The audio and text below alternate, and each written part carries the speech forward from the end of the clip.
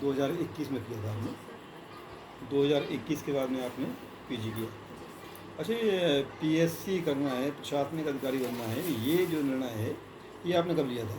Sir ये मैंने graduation के दौरान ही लिया था कि मुझे प्रशासनिक सेवा में आना है। ग्रेजुएशन के दौरान किया जी था। सर।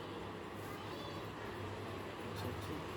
और ग्रेजुएशन करने के बाद में आपने पीजी किया, पीजी करने के बाद आपने, जैसा इसमें दिया हुआ है, नेट जेआरएफ भी आप क्वालिफाइड है। बिल्कुल। और नेट जेआरएफ लोग करते इसलिए हैं कि मुझे टीचिंग लाइन में आना है। जी सर।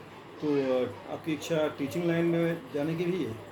सर मैंने इसलिए किया था क्योंकि सर मेरा एमए जो है वो कंप्लीट होने वाला था। मुझे ऐसा था कि मुझे आगे अपनी जो स्टडीज़ है वो कंटिन्यू करनी थी।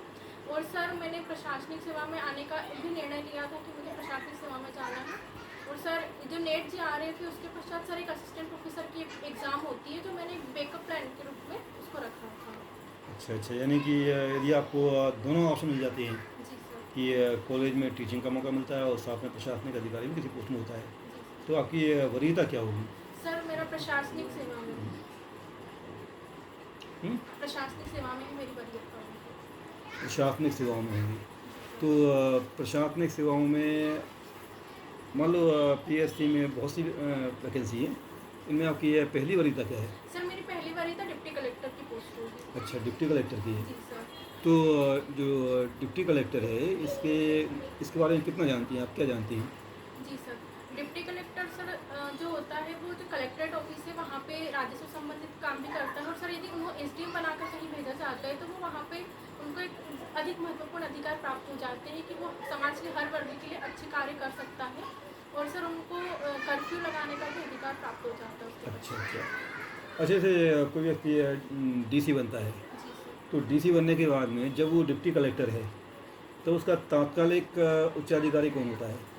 सर कलेक्टर होता है, आईएएस ऑफिसर। उसका तात्कालिक उच्चाधिकारी, सॉरी उससे सर। ऊपर की पोस्ट। Sorry sir. अच्छा अच्छा। ये जो एसडीएम और डिप्टी कलेक्टर है, इन दोनों में क्या अंतर है? सर जो डिप्टी कलेक्टर होता है कलेक्टर ऑफिस के तहत ही कार्य करता है। उन्हें जो राजस्व संबंधित अधिकार दिए जाते हैं, जो फाइल वगैरह जो वर्क जो होता है वो वही करता है। और जो एसडीएम होता है उनके पास एक विस्तृत क्षेत्राधिकार होता है जिसके तहत वो एक न्यायिक कार्य भी करते हैं, राजस्व संबंधी कार्य भी करते हैं और अन्य कार्य भी संपन्न करते हैं और जो विकास संबंधी योजना है उनको लागू करवाते हैं। अच्छा अच्छा। अच्छा, ये बताएं, जो डिप्टी कलेक्टर है, जी सर। ये मूलतः किस विभाग के अंतर्गत आता है, यानी किस विभाग की सेवा है ये? सर गृह विभाग की सेवा है। गृह विभाग की सेवा है। सॉरी सर मैं इसके बारे में अध्ययन कर रही हूँ। अच्छा अच्छा। अच्छा, तो आप जैसे डिप्टी कलेक्टर बनना चाहती हैं, जी सर। तो डिप्टी कलेक्टर क्यों बनना चाहती हैं आप? सर डिप्टी कलेक्टर बनने का मेरा मूल उद्देश्य ये था कि सर मुझे इस प्रकार का प्लेटफॉर्म मिल जाएगा जहाँ पे मैं समाज के हर वर्ग के लिए एक बेहतरीन कार्य कर सकती हूँ। क्योंकि सर मैंने जहाँ तक हमारे समाज में देखा है सर महिलाओं की स्थिति स्वास्थ्य के क्षेत्र में काफ़ी पिछड़ी हुई है। सर शिक्षा का स्तर काफ़ी नीचा है अभी भी। और सर विकास कार्य में कहीं ना कहीं वो जो रूढ़िवादी कार्य में ही संलग्न है, जिस प्रकार खेती वगैरह में संलग्न, कोई नवीन पद्धति नहीं अपनाते। तो मैं यदि डिप्टी कलेक्टर बनती हूँ तो मैं हर क्षेत्र में एक बेहतर वर्क कर सकती हूँ। अच्छा अच्छा। अच्छा, आप झाबुआ से हैं, जी सर। और झाबुआ ऐसा मतलब माना जाता है कि ये बैकवर्ड, थोड़ा पिछड़ा हुआ ज़िला है। जी सर। झाबुआ में एक जनजातीय परिवेश ज़्यादा है, आप भी जनजाति वर्ग से हैं, ग्रामीण परिवेश है, और शिक्षा का स्तर काफ़ी निम्न कहा जाता है। बताया भी आपने कि मतलब महिलाओं में भी शिक्षा के स्तर कम है, जी सर। तो ये भी वहाँ पे होता है। और आप प्रॉपर झाबुआ से नहीं हैं शायद? सर मैं प्रॉपर झाबुआ से नहीं हूँ। मैं उसी के पास में पिटोल है, उसके पास में एक गांव है कालिया बड़ा, यानी वहाँ से हूँ। और ज़्यादा ग्रामीण है वो। जी सर। तो ऐसे परिवेश में आपके अंदर ये विचार कहाँ से आया कि मुझे प्रशासनिक सेवा में जाना चाहिए? जी सर। सर मेरे पिताजी शिक्षक हैं और उन्होंने मुझे हमेशा शिक्षा प्राप्त करने के लिए प्रेरित किया है। और सर वहीं से मुझे जब मैं कॉलेज में आई थी तो वहाँ पे मुझे पता चला कि प्रशासनिक सेवा जैसा कुछ होता है। और सर मैं स्कूल में भी कार्य कर रही थी तो वहाँ पे बच्चों को पढ़ाना, वो ग्रामीण क्षेत्र के बच्चे आते थे, वहाँ पे उनके माता पिता जो आते थे वो काफ़ी ग्रामीण प्रकृति के थे।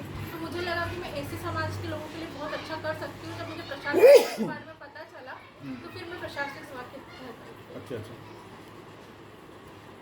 जैसे भाई बताया आपने कि गांव में आपने देखा और आपके पिताजी ने बताया आपके लिए, तो पिताजी ने आपसे केवल प्रशासनिक सेवाओं में आने के लिए मोटिवेट किया या कुछ और किसी और फील्ड में उन्होंने कहा होगा? सर पिताजी का ये उद्देश्य था कि सर मैं एक कि समाज कार्य के लिए बेहतर कार्य कर सकूं, और सर इसीलिए उन्होंने मुझे प्रशासनिक सेवा में आने के लिए मोटिवेट किया। अच्छा अच्छा। आप जैसे झाबुआ से, झाबुआ का जो संस्कृति है उससे भी अच्छे से ये वाकिफ होंगे। जी मैम। आप बता सकती हैं कि वहाँ की जो लोकगीत है या अपनी चित्रकारी वगैरह है, जी मैम। जैसे पिथौरा का बहुत नाम सुना है, जी मैम। ये पिथौरा भित्ति क्या होती है? मैम पिथौरा एक चित्रकला है जो भील जनजाति द्वारा बनाई जाती है। इसमें एक गेरू आता है, मिट्टी टाइप का होता है, वो उसको लीप कर उसका अंकन किया जाता है। और सर मैम वो चौक वगैरह जो होती है उससे कलाकृति बनाई जाती है, इसमें घोड़े का अंकन किया जाता है। जो पिथौरा चित्रकार होते हैं उन्हें लिखिंदर कहा जाता है। मैम इसमें बिंदु चित्रकारी बहुत प्रसिद्ध है कि बिंदु का महत्व बहुत ज़्यादा होता है इसमें। क्योंकि ये किसी खास अवसर पर किया जाता है या मतलब ऐसे ही सब बना लेते हैं? मैम नॉर्मल भी किया जाता है, जैसे विवाह का अवसर हो गया, फिर कोई तीज त्यौहार हो गया, तो इस पे ये विशेषकर बनाया जाता है। तो शायद कोई फेमस व्यक्ति भी इससे वो हुए ना? जी कोई मैम। फेमस पेमा फालिया मैम हुए हैं जिनको मध्य प्रदेश सरकार द्वारा पुरस्कृत किया गया था। उसके पश्चात मैम भूरी बाई जो है उन्हें पद्मश्री से भी नवाजा गया है। आप ये बता सकते हैं कि झाबुआ का गांधी किसे कहा जाता है? जी मैम। झाबा का गांधी में महेश शर्मा जी को कहा जाता है। तो खास उन्होंने काम किया झाबुआ के लिए है? जी मैम। उन्होंने मैम हलमा पद्धति जो है उसके पश्चात पर्यावरण संरक्षण के लिए महत्वपूर्ण कार्य किया है। उन्होंने झाबा में एक हाथी पहाड़ी है, वहाँ पर ट्रेंच बनाकर जो वर्षा का जल होता है उसे एकत्रित करने का प्रयास किया, जिससे कि पर्यावरण संरक्षण को बढ़ावा मिल सके। ये हलमा क्या होता है? मैम हलमा एक सामूहिक पद्धति होती है जो भील जनजाति द्वारा की जाती है। मैम जैसे कि किसी भील समाज के व्यक्ति को यदि आज ज़रूरत है, तो यदि पूरे गांव के लोग उन्हें मतलब मदद करते हैं, उसके पश्चात किसी अन्य व्यक्ति को ज़रूरत होती है तो गांव के जो दूसरे व्यक्ति वो उनकी मदद करने के लिए जाते हैं। इस प्रकार सामूहिक रूप से किया जाता है। अच्छा ये झाबुआ में किसी रायप्रिया के आसपास कोई एक स्थान है वहाँ पर, और वहाँ एक कोई व्यक्तित्व हैं जिनके लिए जल के संबंध में काम करने के लिए कोई जन्नालाल अवार्ड प्राप्त हुआ है, जानते हैं आप क्या? सॉरी सर, मुझे इसकी जानकारी नहीं, मैं अध्ययन करूँगी। अच्छा, देसाई दंपत्ति का नाम सुना है आपने? सॉरी। अच्छा जैसे झाबुआ में भाई कृषि तो होता होगा, जी सर। कृषि मुख्य व्यवसाय है जी सर। और अधिकांश आबादी कृषि में लगी होगी। कृषि के अलावा वहाँ किसी उद्योग की संभावनाएं हैं क्या? सर यहाँ पे उद्योग की संभावना है, यहाँ पे कपास भी होता है तो यहाँ पे कपड़ा उद्योग लगाया जा सकता है। उसके पश्चात यहाँ पे सर रॉक फास्फेट मिलता है तो इसके बारे में उद्योग और विकसित किए जा सकते हैं सर। और सर जैसे यहाँ पे मोटे अनाज बहुत ज़्यादा होते हैं, तो मोटे अनाज की यदि फैक्ट्री लगाई जाए और जो फास्ट फूड के उसमें यदि मोटे अनाज का उपयोग किया जाए तो वो एक बहुत अच्छी बेहतरीन विकल्प हो सकता है। अच्छा ये मतलब फास्ट फूड में मोटे अनाज का यूज़ किया जाए? जी सर। और खाद्य प्रसंस्करण उद्योग यहाँ पे अच्छी तरीके से विकसित हो सकता है। अच्छा अच्छा, तो जैसे आपने कहा खाद्य प्रसंस्करण, जी सर। ये उद्योग वहाँ अच्छा हो सकता है। जी सर। तो खाद्य प्रसंस्करण करने के लिए कोई खाद्य वाली वस्तुएं तो होंगी जिसको आपने देखा होगा कि हाँ इन चीज़ों के लिए हम क्या है और अच्छा प्रोसेस करने के बाद में इस उद्योग में कन्वर्ट कर सकते हैं। जी सर। तो ऐसी कौन सी कृषि होती है, ऐसा कौन सा वहाँ अच्छा हो? सर यहाँ पे मक्का होता है, गेहूँ होता है सर, और यहाँ पे सर सोयाबीन भी होता है, उड़द होती है, मटर की दाल होती है, चना होता है। तो सर इनका जो है यदि उपयोग अच्छा किया ये जाए। उड़द कहा, मूंग कहा आपने, उड़द की दाल, मूंग की दाल, इससे ऐसे कौन से मतलब आपके औद्योगिक कोई प्लांट हैं या कुछ और चीज़ें कर सकते हैं जिससे कि रोज़गार मिले, उनकी आमदनी बढ़े? तो इन दो से मान लो जो चूँकि आपने दो नाम खास कहे, उड़द है, मूंग की दाल है, तो उड़द है, मूंग की दाल, इनसे क्या कर सकते हैं? जी सर। जिस प्रकार हम जो बाज़ार में देखते हैं सर, हमको पॉलिश की हुई दाल मुख्यतः मिलती है। देसी दाल जो होती है उसकी जो मतलब बहुतायत से नहीं मिल पाती सर, और यहाँ पे वो बहुतायत से उत्पादन किया जाता है। तो सर इस प्रकार के उद्योग लगाए जाते हैं कि जो देसी दाल है और जो इसमें मतलब पूर्ण मात्रा में प्रोटीन होता है और पूर्ण रूप से शुद्ध दाल होती है, तो सर इनका यदि उद्योग मतलब नहीं लगाया तो जाए। वही मूंग की दाल से और उड़द की दाल से कौन से उद्योग लगा सकते हैं, किस फील्ड में इनका हम यूज़ कर सकते हैं जहाँ हम कहें कि हम फूड को प्रोसेस करने के बाद में हमने ये किया, ये हम कर सकते हैं? Sorry sir. अच्छा अच्छा अच्छा, जो पेट्रोल के आसपास ही या आपके उसी एरिया में वहाँ कहीं टमाटर की खेती के लिए प्रसिद्ध स्थान है कोई, कौन सा है वो? सॉरी सर, मुझे इसकी जानकारी नहीं है। अच्छा, अपना झाबुआ में टमाटर अच्छा होता है? सर टमाटर के बारे में जानकारी। तो झाबुआ में जैसे मक्का तो होता है जी सर। और गेहूँ चावल तो बहुत ही नॉर्मल है, तो होता होगा। मक्का गेहूँ चावल के अलावा कृषि में कोई जो नवाचारी चीज़ वहाँ अपनाई जा रही हो, जिसका नाम अभी अखबारों में आपने देखा भी होगा, बहुत से किसानों की जो अचीवमेंट होती उपलब्धि होती हैं उन अखबारों में आता है। जहाँ पर जो लोकल न्यूज़ पेपर्स हैं, लोकल न्यूज़ वहाँ पर होती है, इनमें आता रहता है। तो ऐसी कौन सी चीज़ वहाँ पर? सॉरी सर, मुझे इसकी जानकारी नहीं है।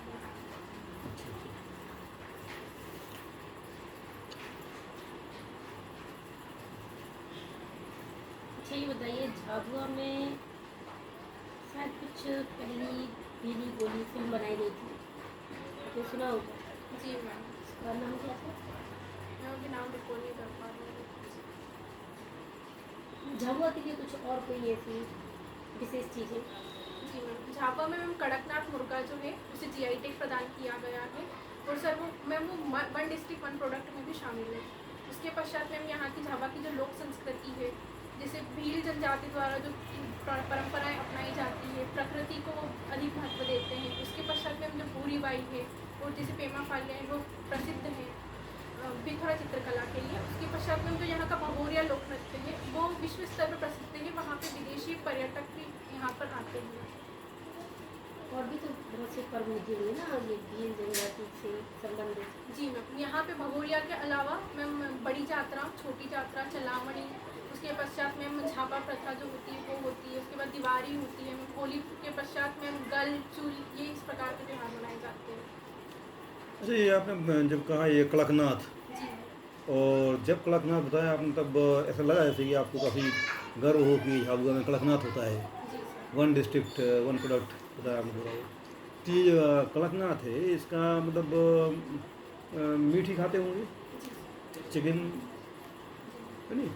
तो ये जो कड़कनाथ है ये कभी खाया आपने?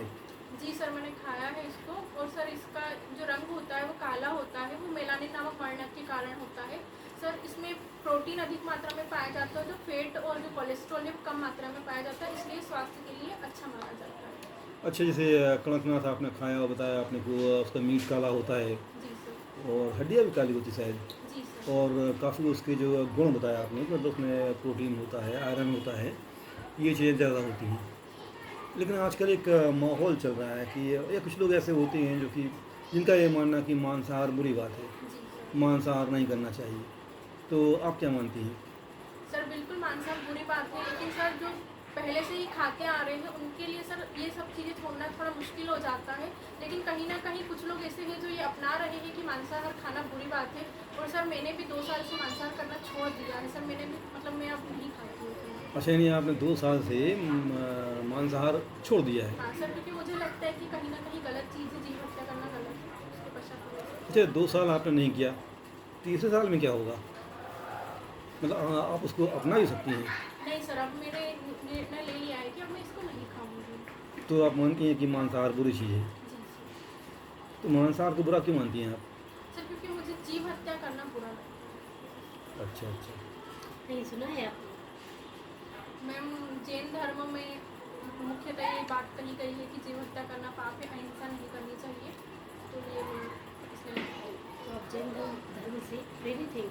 बिल्कुल मैम, क्योंकि कई बातें उनमें अच्छी बताई गई है। और जीव हत्या करना वाकई में मुझे लगता है कि गलत है। हमें जीव को बचाना चाहिए, ना कि उन्हें मारना चाहिए। अच्छा, इतिहास में आपने ये जैन धर्म पढ़ा होगा, जी क्योंकि आपने इतिहास में जरे भी ये निकाला हुआ है, ये पढ़ा होगा आपने।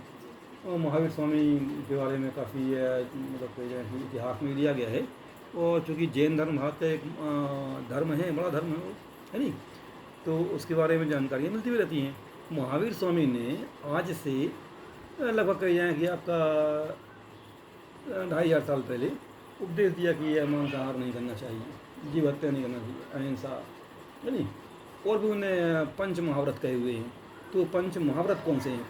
सर सत्य, अहिंसा, अस्तेय, अपरिग्रह और ब्रह्मचर्य 5 महाव्रत हैं। 5 महाव्रत कहे हैं। और ये बताइए जैसे जो महावीर स्वामी हैं इनने कहा कि इन पंच महाव्रत का पालन किया जाए, जी और उन्होंने आज से 2500 साल पहले कहा था, और 2500 साल से परंपरा चल भी रही है।